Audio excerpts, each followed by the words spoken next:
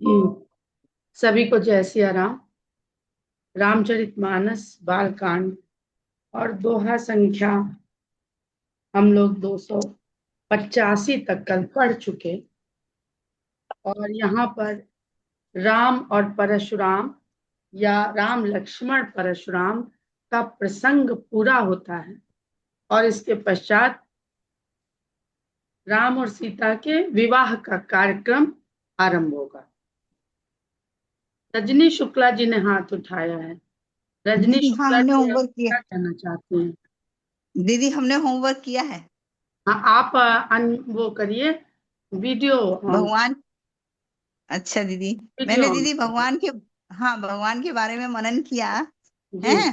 जी। और फिर जो भगवान राम के चरित्र के बारे में मुझे लगा, जी। तो वो मैंने पॉइंट्स लिखे हैं, विद रेफरेंस भी लिखे हैं। तो पहले जी मैं पॉइंट्स बिल्कुल। बता देती हूँ। जी। पहले भगवान राम में जो मैं देखा कि पहले तो उनमें समता है, चाहे हम्म। वनवास हो चाहे राज्याभिषेक, वो हमेशा जी। वैसे ही रहे। जी। दूसरा है नम्रता और शीलवान। हम्म। परशुराम संवाद उसका परिलक्षित, मतलब उसको परिलक्षित परिलक्षित कर रहा है। फिर हम्म। है सरलता, आर्जवम, मतलब जो है हमेशा सत्य के उस पर रहे। उन्होंने कभी मैनिपुलेशंस नहीं किए हम्म। जीवन में। सुहृदता, औरों के लिए किया उन्होंने।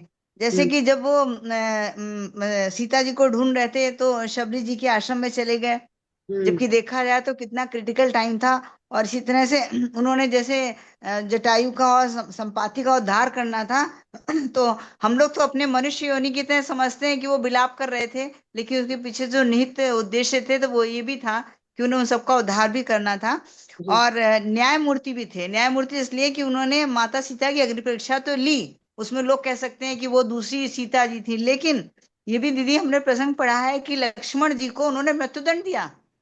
जो उनको इतना प्यार करते थे, जब अंतिम समय, मतलब ऐसा था जब वो दूसरी बार शासन कर रहे थे, तो उनकी ड्यूटी लगाई थी लक्ष्मण जी की बाहर, कि हम अभी वार्तालाप कर रहे हैं और किसी को अंदर मत आने देना।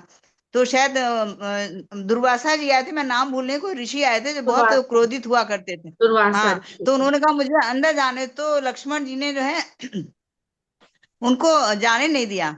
तो उसी रेफरेंस में भगवान राम ने, बताइए, उन्होंने उनको मृत्युदंड दे दिया। तो उन्होंने दुर्वासा जी को हाँ जाने दिया, इसलिए कि अगर ये क्रोध करेंगे तो पूरी अयोध्या नगरी नष्ट हो जाएगी। तो सबको बचाने के लिए उन्होंने उन्हें अंदर भेज दिया।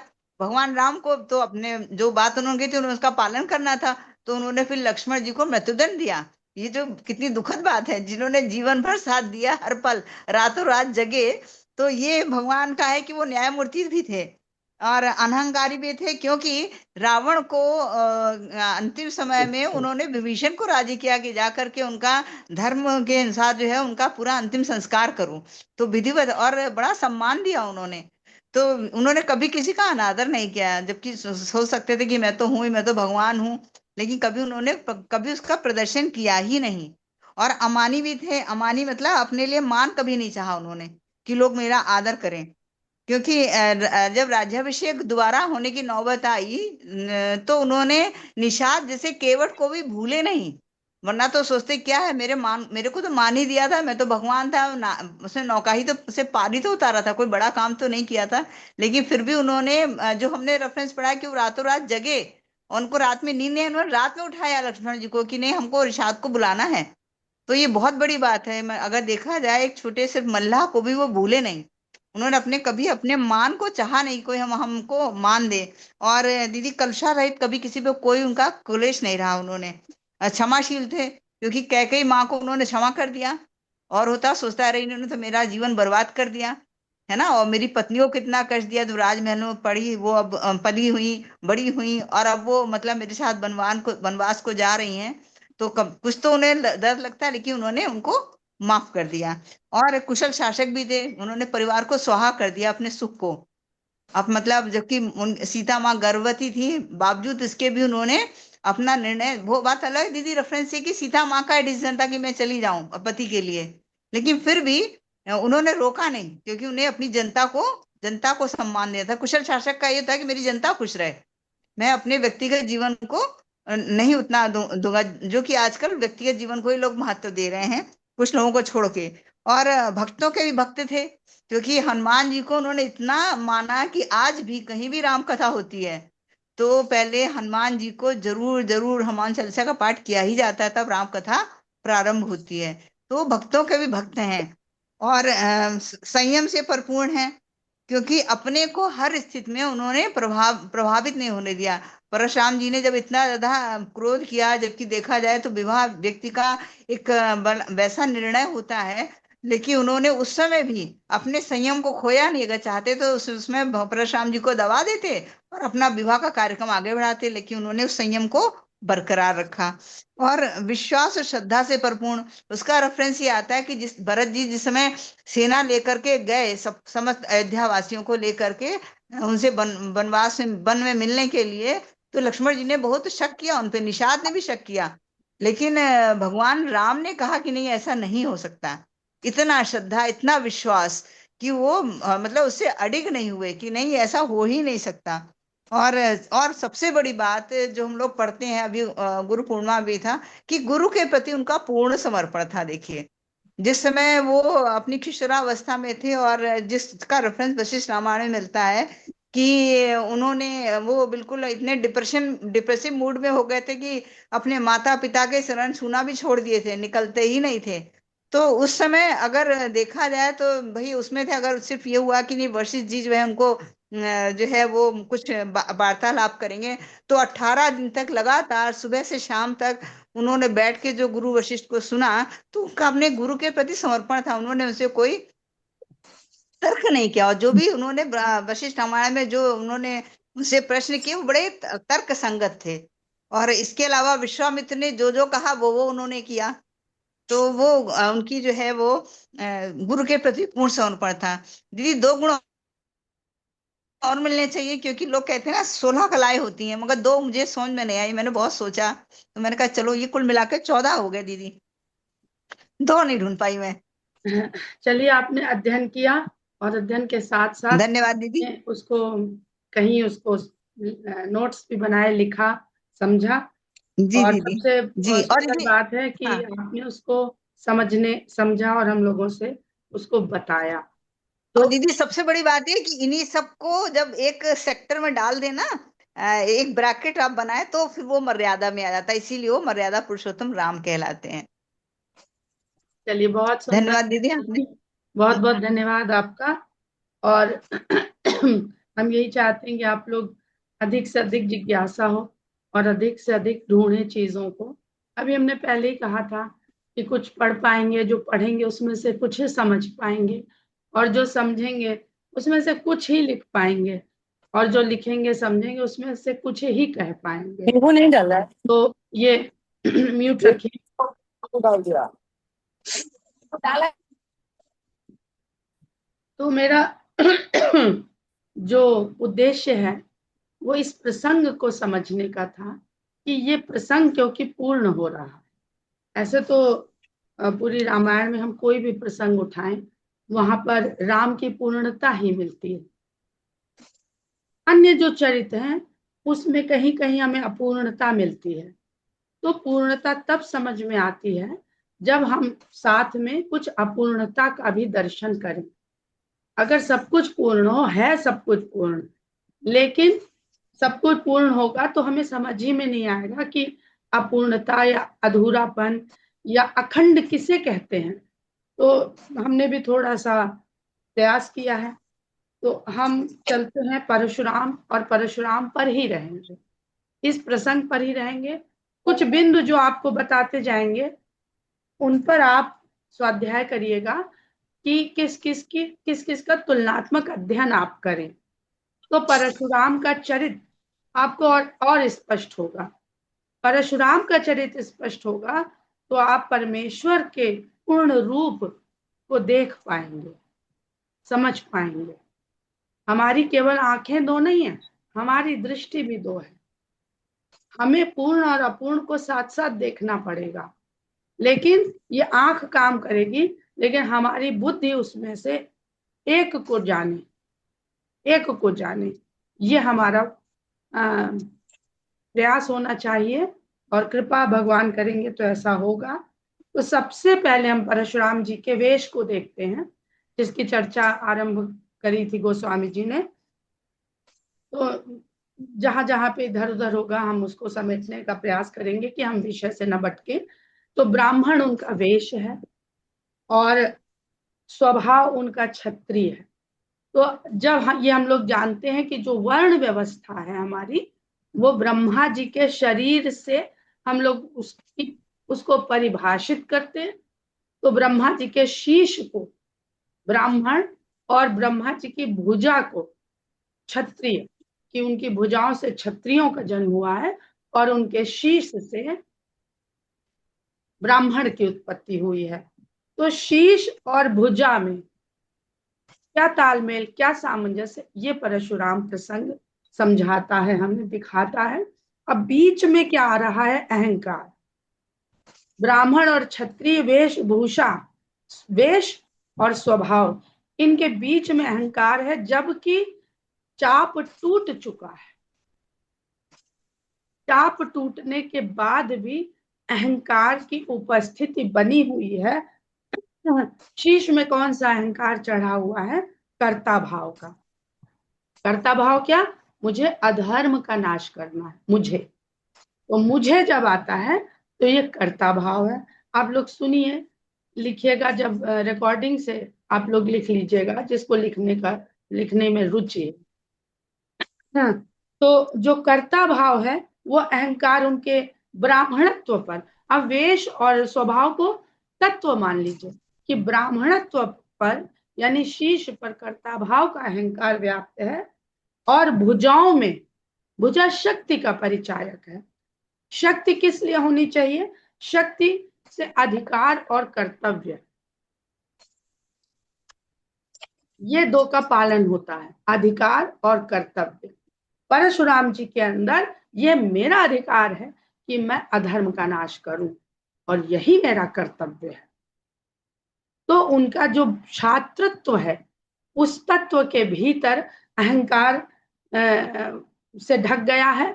तो वो ब्राह्मण जब ढक रहा है ब्राह्मणत्व, तो कर्ता भाव भर रहा है, और छात्रत्व जब ढक रहा है अहंकार से, तो क्रोध भाव दिख रहा है।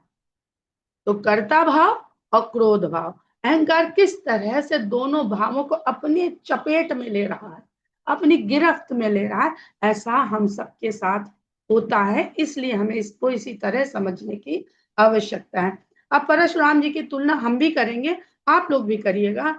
आप परशुराम की तुलना पूरे मानस के पढ़ने के दौरान हमें रावण से करनी चाहिए, हमें हनुमान से करनी चाहिए, हमें विश्वामित्र से भी करनी चाहिए और नारद से करनी चाहिए।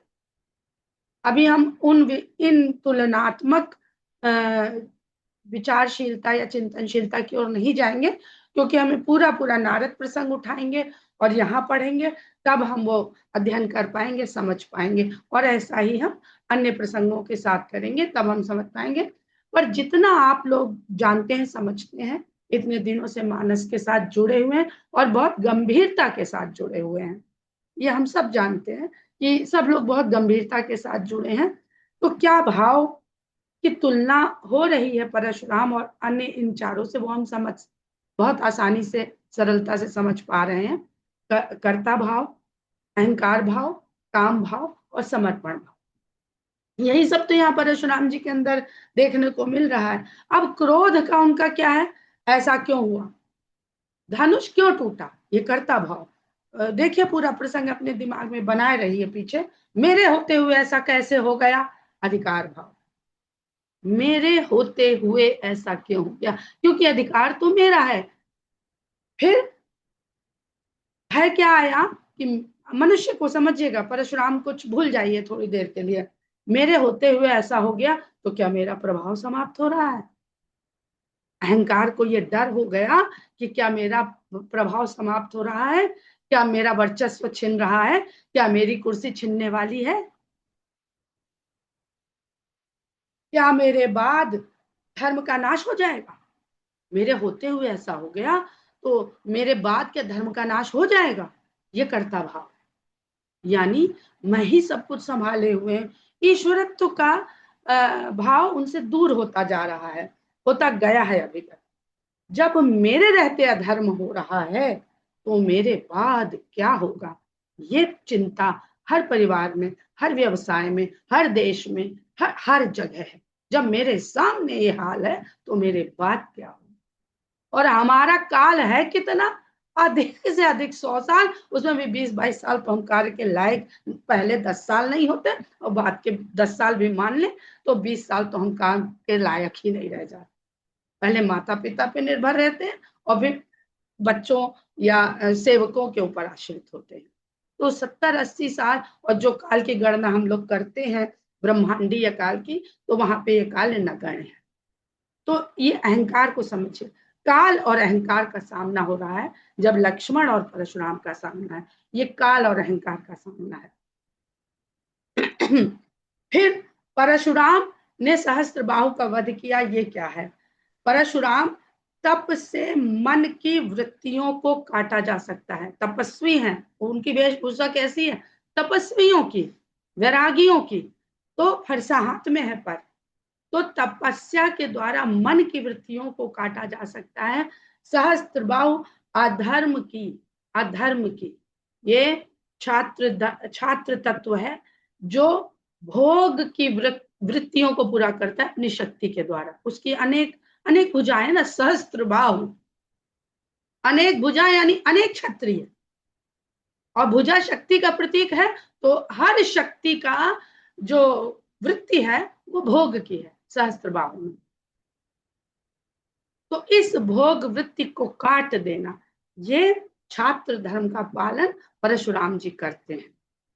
अब इन मनोवृत्तियों का नाश करते हैं, मन की अनेक वृत्तियां। तो सहस्त्रबाहु क्या है? मन है, जो अपनी शक्ति के द्वारा, अपनी भुजाओं की शक्ति, शारीरिक बल के द्वारा अपनी मन के भोग की वृत्तियों को पूर्ण करना चाहता है। शिव भक्त हैं परशुराम जी, शिव भक्त हैं, शिव को गुरु मानते हैं, तो वैराग्य तो आता है। गुरु की भक्ति से, शिव के भक्त होने से वैराग्य तो आता है। किंतु जगह जगह अब ये चौपाइयां आपको मिलेंगी, दोहे चौपाई, तो वैराग्य का शत्रु एक ही है, अहंकार। अहंकार आ गया तो वैराग्य नहीं। ये मिलेगा आपको आगे, इसलिए हम सब बताते चल रहे हैं आपको। 21 बार क्षत्रियों को धरती को क्षत्रियों से विहीन किया। तो एक सीधा सीधा तो हम ये देख लें कि अनेक बार इन मनोवृत्तियों को आपको बार बार काटना पड़ता है। ये फिर पैदा होती है, फिर पैदा होती है। तो एक बार काट लिया तो ये पूरा हो गया, ऐसा नहीं है। ये फिर उगाएंगी। जैसे रावण के शीश उगते हैं, वैसे ये भोग की वृत्तियां एक के बाद एक के बाद हजारों की संख्या में उगती रहती हैं। और अगर हम इसको साधनात्मक देखते हैं, तो साधनात्मक में ये वृत्तियां जो है ना, ये सत्य रज तम तीनों होती हैं। तामसिक हो गई तो रावण की हो गई, राजसिक हो गई तो किसी राजा की हो गई, और सात्विक हो गई तो ऐसी हो गई कि जी हम तो बड़ा भलाई का कार्य कर रहे हैं। परशुराम जैसे कर रहे हैं, वो अपने भोग के लिए क्या कर रहे हैं? अपने भोग के लिए तो वैरागी हैं, अपने भोग के लिए तो नहीं कर रहे हैं। तो ये सतो रजो तमो, ये तीनों अहंकार, तीन वृत्तियों में हमारे भीतर निवास करता रहता है, चुपके से, रूप बदल बदल के। और साधना के जो 7 चक्र हमारी देह के भीतर हैं, तो हर चक्र से इन तीनों प्रवृत्तियों का नाश, 7 तिहाई 21। साधना आवश्यक थोड़ी है कि हम मोक्ष के लिए ही कर रहे हैं। हम साधना यानी हम जाते हैं, पढ़ाई करते हैं, कंपटीशन फेस करते हैं, बढ़िया नौकरी पद पाते हैं, तो वो राजसिक भोग के लिए भी तो वो साधना है। भला बिना साधना के कोई ऊंचा उच्च पद को प्राप्त कर ले? नहीं कर सकता। तो ये सात्विक, राजसिक, तामसिक तीनों प्रकार की प्रवृत्तियां, जो गुण है तीनों प्रकार के, जो अहंकार के साथ मिल करके उसको एक्टिवेट करते हैं, क्रियाशील करते हैं, वो हमारे शरीर के 7 चक्रों में ही यात्रा करते हैं अपनी। ऊपर तो जाते हैं राजसिक वृत्ति में, पर बहुत जल्दी नीचे आ जाते हैं। बहुत जल्दी भोग वृत्ति नहीं घटी तो फिर वहीं के वहीं पड़े हैं। तो और इसको हम सतो रजो तमो से भी समझ सकते हैं। जब सत रज तम के लिए हमारे पास साधन क्या है, तो हम मन बुद्धि चित्त अहंकार से हम चित्त को हटा दें तो मन बुद्धि अहंकार, अहंकार का मतलब देहात्म बोध, विदेह नगरी में देहात्म बोध, देह ही अहंकार है मनुष्य का। कहते देह नहीं तो कुछ नहीं, सही में कुछ नहीं, देह नहीं तो ना बुद्धि है ना मन है, कुछ भी नहीं है। तो ये जो देह है, जो मन है, जो बुद्धि है, ये भी इन 7 साधना के चक्रों पर आश्रित है। अब गोस्वामी जी ने लिखा कि उघरे पटल, हम लोग ने कल पढ़ा उघरे पटल, कहाँ से पटल उघरे, वहां तक जाके पढ़िएगा, हो सकता है हम इस वक्तव्य में भी जोड़ पाए। तो बुद्धि के पटल उघर गए, आंखों से तो देख रहे थे, एक एक प्रयास किया है, जल्दी जल्दी आगे बढ़ते हैं। फिर हम लोगों ने राम ने परशुराम जी के 9 गुण बताए, हम लोगों ने कल या परसों जिस दिन भी पढ़ा हो, 9 गुण बताए और अपने को 1 गुण बताया। तो वैसे ब्राह्मण और क्षत्रिय के हिसाब से देखें तो 1 गुण, क्षत्रिय का 1 गुण, वही जो हमने पढ़ा, ये तीनों एक ही है। शक्ति गुण है, उसका कर्तव्य अधिकार, ये उसके परिणति है उस शक्ति की, तो एक ही गुण है। लेकिन उस गुण को सही दिशा में प्रेरित गुरु करते हैं। हर राज्य में एक गुरु होता है, गुरु यानी बुद्धि, बुद्धि मार्ग दिखाती है। तो बुद्धि के पास 9 गुण होने चाहिए, तभी यानी गुरु के पास, ब्राह्मण के पास ये 9 गुण होने चाहिए। जो हमारी बुद्धि है वो 9 गुणों से प्रेरित होगी तो शक्ति सही दिशा में अग्रसित होगी। अब जो 9 गुण बताए भगवान ने, और उस कारण उनको श्रेष्ठ बताया अपने से कि हम तो आपसे छोटे हैं। शम दम तप शौच क्षमा सरलता ज्ञान विज्ञान आस्तिकता। अब शम क्या है, इंद्रियों का शमन है, इंद्रियों का शमन हो गया और दमन हो गया, यानी इच्छा, इंद्रियों से इच्छाएं पैदा होती हैं। तो दमन क्या हो गया, वैरागी है, तो वैराग्य तो है, यानी इंद्रियों का शमन दमन कर चुके हैं, लेकिन क्रोध नहीं गया। वैराग्य तो आया, अब क्रोध भाई बंधु परिवार है अहंकार का, क्रोध नहीं गया। मैं भोगी नहीं हूं, मैं ये जो मारता हूं राजाओं को अपने भोग के लिए थोड़ी मारता हूं, तो भोगी नहीं हूं, मैं छत्री नहीं हूं। दिखा क्या रहे हैं, मैं क्षत्रिय द्रोही हूं, क्षत्रिय कुल द्रोही, क्योंकि मैं भोग के लिए फरसा नहीं चला रहा हूं। मैं क्षत्रियों की बात भोग से प्रेरित नहीं हूं, मैं भोगी नहीं हूं, मैं तो धर्म की रक्षा करता हूं, यही उनका तप है। मैं धर्म की रक्षा करता हूँ, क्षेत्र की, क्षत्रिय शब्द क्षेत्र से बना है, जो क्षेत्र की रक्षा करे वो क्षत्रिय। क्षेत्र में क्षेत्र नहीं बनाना है, उस क्षेत्र की पूरी तरह से रक्षा करनी। उस क्षेत्र में जितने लोग निर्भर हैं, वो चाहे जंगल है, चाहे पशु है, चाहे पक्षी है, चाहे मनुष्य है, चाहे खेती है, चाहे वन है, चाहे नदी है, हमारे पास भी जल थल सब सेना होती कि नहीं होती, तो क्षेत्र रक्षण ही है सेना। क्या है, क्षत्रिय है सारी सेना हमारी, कुछ भी लिखती हूँ पर कार्य उनका धर्म तो यही है। तो तप शौच पवित्रता क्षमा, भीतर है क्षमा, अनुभव करते हैं लेकिन स्वीकार नहीं करते। कह रहे हैं कि मेरा हाथ उठ क्यों नहीं रहा, यानी अनुभव हो रहा है कि मेरे भीतर क्षमाशीलता है, पर स्वीकार क्यों नहीं, अहंकार स्वीकार नहीं करने दे रहा। सरलता, सरलता यही कि मैं तो बहुत सरल हूं, मैं कौन सा भोग कर रहा हूं, मैं तो वन में रहता हूं, मुझे क्या चाहिए, तपस्या करता हूँ, मैं कोई महलों में थोड़ी रहता हूँ। ज्ञान, सारे वेदों का ज्ञान है, यज्ञ खुद ही बता दिया उन्होंने, यज्ञ की सारी तरीका बता दिया, यहाँ तो गोस्वामी जी ने शॉर्ट में लिखा।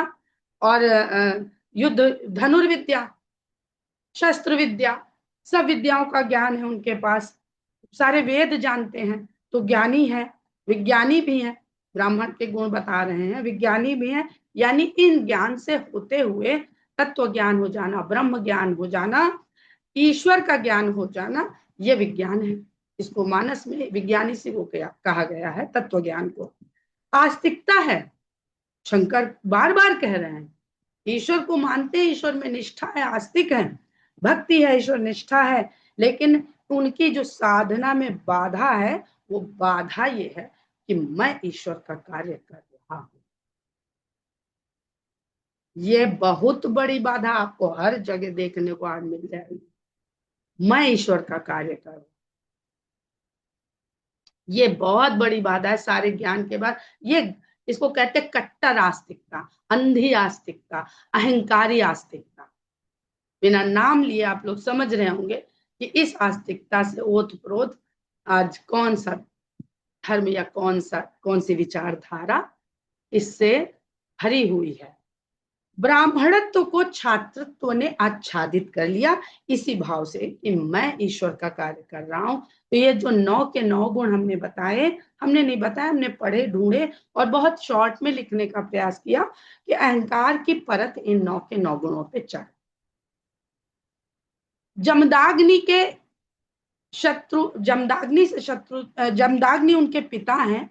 जमदाग्नि का वध शस्त्र बाहु ने कर दिया है। तो ये शक्ति का उन्होंने प्रयोग किया प्रतिशोध के लिए। जहां एक तरफ तो आप ये कह रहे हैं, लेकिन उसमें जहां प्रतिशोध शामिल हो गया तो वो आपका नकारात्मक प्रयोग हो गया शक्ति का। और नकारात्मक इसलिए हो गया कि हर क्षत्रिय को आपने जो है अत्याचारी मान लिया।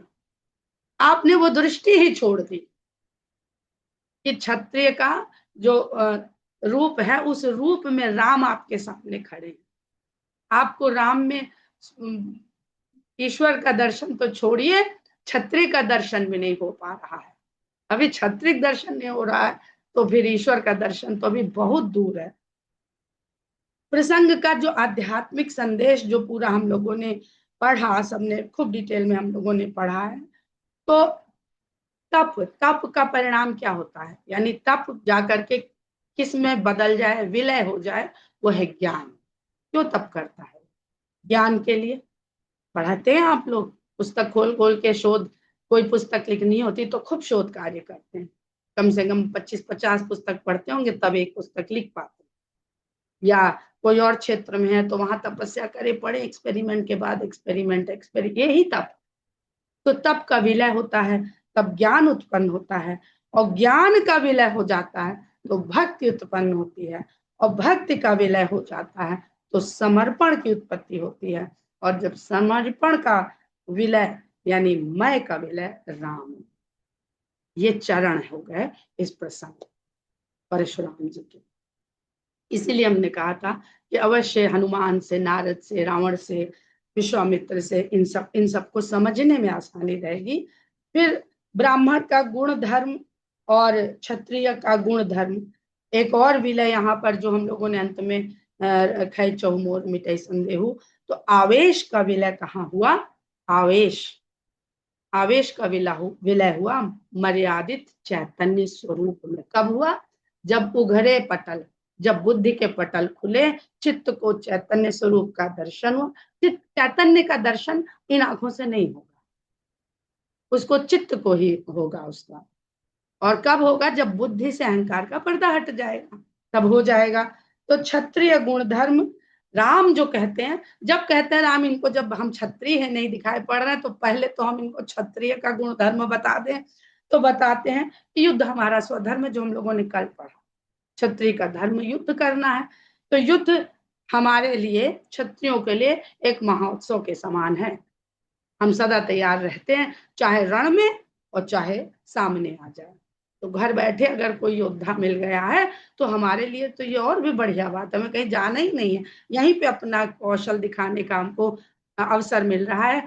हम आपके सामने झुक रहे हैं तो आपके ब्राह्मण तत्व के आगे झुक रहे हैं, हम क्षत्रिय के आगे, योद्धा के आगे नहीं झुक रहे हैं। तो जब परशुराम जी जब ये गहरी वाणी यहाँ सुनते हैं, तो पहले इन गहरी वाणियों की बात कर लें, फिर उसके बाद जो दूसरे बिंदु हैं उनकी चर्चा करेंगे कि परशुराम जी ने लक्ष्मण को क्या क्या अनुचित। हम लोग पूरा पढ़ चुके हैं तो एक बार रिमाइंड कर लिया जाए उसे कि क्या बोले थे वो कि जय महेश मन मानस हंसा, करो का मुख एक प्रशंसा, जय महेश। अनुचित बहुत कहे अज्ञाता, एक एक शब्द देखने वाला। अनुचित। अब जब तक मैं अज्ञानी था तब तक मैंने क्या, मैं कैसे क्षमा मांगू आप लोगों से। क्षमा क्षमा मंदिर दो भ्राता, आप दोनों भाई क्षमा के मंदिर हैं, और दोनों भाई महेश के मान सरोवर, मन रूपी मानस में विचरण करने वाले हंस हैं। जो हमने कल कहा था कि एक रूपता दिख जाएगी, जिस समय एक रूपता दिख जाएगी, भले बंधु सम बाम दिखाओ, उस समय अब ज्यादा समय नहीं लिखना लगना है। अब बहुत करीब आ गए, अब बस अगला कदम उठा, आपका अगला कदम उठा तो भगवान ने स्वयं खींच लिया। तो जो खींचने का है कि खैचो मोर मिटे संदेह, कि चाप तो आपने तोड़ दिया, धनुष तो आपने तोड़ दिया, लेकिन मेरे भीतर जो बचा है उसको भी आप खींच लीजिए। ये बहुत सुंदर है, उसको भी आप, बहुत अच्छा है वो खैचो चाप। तो उन्होंने खैचो मोर हो गया है कि जो चाप तो टूट गया, आप चाप की क्या बात करनी।